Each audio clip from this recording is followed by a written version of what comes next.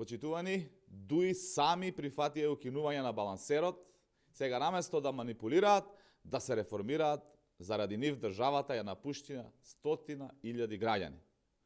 Дуи, како власт во 2023 година, донесоа стратегија за реформи во администрацијата за период од 23 до 2030 година, во која се нотира дека балансерот се злоупотребува и дека е потребно негово укинување.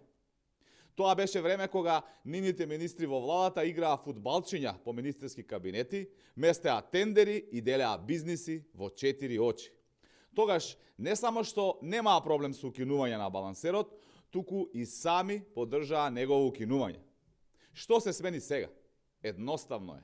Дуи не е власт и нивните министри не места тендери и не прават матни сделки, па затоа сега бараат само повод за дестабилизација со единствена мисла. Нивни функционери кои учествувале во милионски сомнителни тендери да не одговараат. Дуи многу добро знаат дека укинувањето на балансерот е препорака и на Европската комисија.